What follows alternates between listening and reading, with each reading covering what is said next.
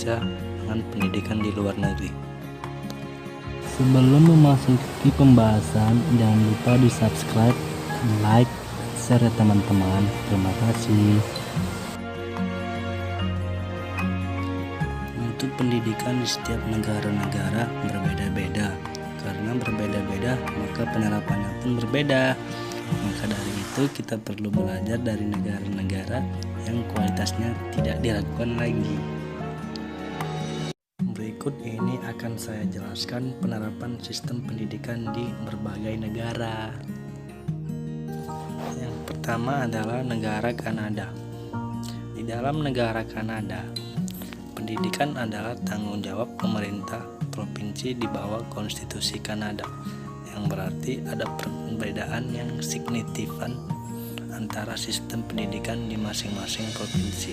Secara umum, anak-anak Kanada memulai pendidikan dari TK untuk 1 atau 2 tahun pada usia 4 atau 5 tahun. Sekolah menengah dimulai dari kelas 11 atau 12, tergantung pada provinsi. Setelah itu, siswa dapat melanjutkan pendidikan ke tingkat universitas.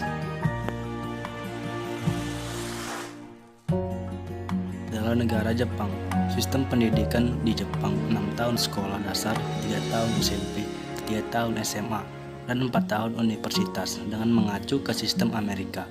Sebagian besar sekolah beroperasi pada sistem jangka 3 tahun dengan tahun ajaran baru mulai pada bulan April. Baik, selanjutnya kualitas sumber daya manusia di luar negeri. Berikut faktor-faktor kualitas sumber daya manusia di luar negeri. Yang pertama, adanya kerjasama yang baik pemerintah dengan masyarakat. Yang kedua, sistem pendidikan yang tidak terpaku dengan teori belaka. Dan ada yang ketiga, memiliki pemikiran lebih maju dibanding negara kita. Dan yang keempat, fasilitas penunjang yang memadai. Dan yang terakhir yaitu murid-murid di luar negeri mempelajari pendidikan etika dan moral. Nah, kendala-kendala pendidikan di Indonesia. Adapun kendala-kendalanya, yang pertama ialah jumlah guru yang tidak merata. Sebagian besar guru-guru di Indonesia bekerja di sekolah kota-kota besar dan di daerah kekurangan banyak guru. Adapun kendala yang kedua, kualitas guru. Sekitar 60% guru sudah memenuhi kualifikasi dengan gelar S1 dan sisanya belum memenuhi kualifikasi. Dan kendala yang ketiga, fasilitas penunjang pendidikan belum memadai. Banyak sarana dan prasarana sekolah yang rusak karena dimakan usia. Bahkan ada yang tidak mendapatkan sarana dari pemerintah. Dan kendala yang keempat, kedisiplinan yang kurang bagi siswa. Para siswi tidak diarahkan untuk disiplin sejak dini. Kendala yang kelima, kurangnya semangat belajar siswa.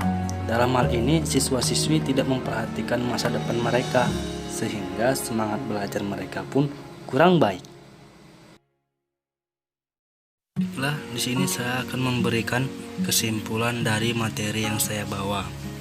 Baik, sebagai bangsa dan negara yang besar, kita selaku masyarakat tidak hanya berdiam diri dan menutup diri terhadap perkembangan pendidikan di Indonesia.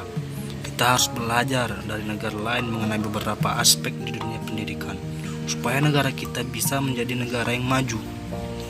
Pendidikan sangat penting bagi kemajuan suatu negara, karena pendidikan merupakan dasar dari pembentukan karakter, pengembangan wawasan atau ilmu pengetahuan, dan budi pekerti. Di zaman modern ini kita dituntut untuk bisa bersaing dalam mencari pekerjaan. Semakin tinggi ilmu yang kita miliki, maka akan mudah untuk mencari sebuah pekerjaan. Mungkin ini bisa dapat membantu saudara-saudari atau sebagai motivasi. Sekian, assalamualaikum warahmatullahi wabarakatuh.